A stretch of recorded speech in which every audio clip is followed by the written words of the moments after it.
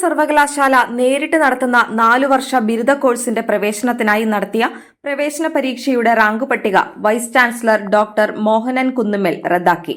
പ്രവേശന പരീക്ഷയിൽ ഉയർന്ന മാർക്ക് ലഭിക്കേണ്ട ഒരു വിദ്യാർത്ഥിനി നൽകിയ പരാതിയെ തുടർന്നുള്ള പരിശോധനയിൽ നിരവധി വിദ്യാർത്ഥികളുടെ ഉത്തരക്കടലാസ് മൂല്യനിർണ്ണയത്തിൽ പ്രകടമായ പിഴവുകളുള്ളതായി കണ്ടെത്തിയതിനെ തുടർന്നാണ് വിസിയുടെ നടപടി.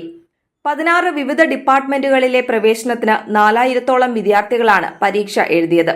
OMR രീതിയിലുള്ള ചോദ്യക്കടലാസാണ് പരീക്ഷയ്ക്ക് തയ്യാറാക്കിയിരുന്നത്. സർവകലാശാലയിലെ വിവിധ വകുപ്പുകളിലെ അധ്യാപകരാണ് ഉത്തരക്കടലാസിന്റെ മൂല്യനിർണ്ണയം നടത്തിയത്. ഇവരുടെ ഭാഗത്തു നിന്നുണ്ടായ അലംഭാവമാണ് മാർക്കിൽ വ്യാപകമായ വ്യത്യാസം വരുവാൻ കാരണമായതെന്ന് അറിയുന്നു. എല്ലാ സർവകലാശാലകളും OMR ഉത്തരക്കടലാസുകൾ മെഷീനിൽ റീഡ് ചെയ്യുകയാണ് പതിവ്. എന്നാൽ ഇവിടെ അധ്യാപകർ നേരിട്ട് മൂല്യനിർണ്ണയം നടത്തുകയായിരുന്നു.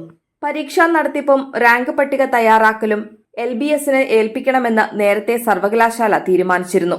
എങ്കിലും സർവകലാശാലയ്ക്ക് പരീക്ഷ നടത്തുവാനുള്ള സംവിധാനമുള്ളപ്പോൾ മറ്റൊരു ഏജൻസിയെ പരീക്ഷാ നടത്തിപ്പിന്റെ ചുമതല ഏൽപ്പിക്കുന്നത് ഭാരിച്ച ചെലവാണെന്നും പ്രസ്തുത ഉദ്യമത്തിൽ നിന്നും പിന്തിരിയണമെന്നുമുള്ള ജീവനക്കാരുടെ സംഘടനകളുടെ ആവശ്യം പരിഗണിച്ച് പരീക്ഷാ നടത്തിപ്പിന് സർവകലാശാലയുടെ പരീക്ഷാ വിഭാഗത്തെ VC ചുമതലപ്പെടുത്തുകയായിരുന്നു.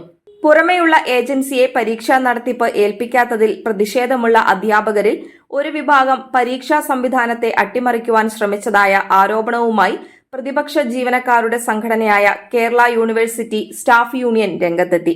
അവർ VCക്ക് നിവേദനം നൽകി.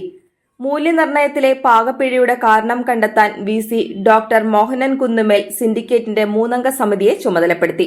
ഒരാഴ്ചയ്ക്കുള്ളിൽ റിപ്പോർട്ട് നൽകണമെന്ന് ആവശ്യപ്പെട്ടിട്ടുണ്ട്. റിപ്പോർട്ടിന്റെ അടിസ്ഥാനത്തിൽ നടപടി സ്വീകരിക്കുമെന്ന് VC സംഘടനാ പ്രതിനിധികൾക്ക് ഉറപ്പ് നൽകി.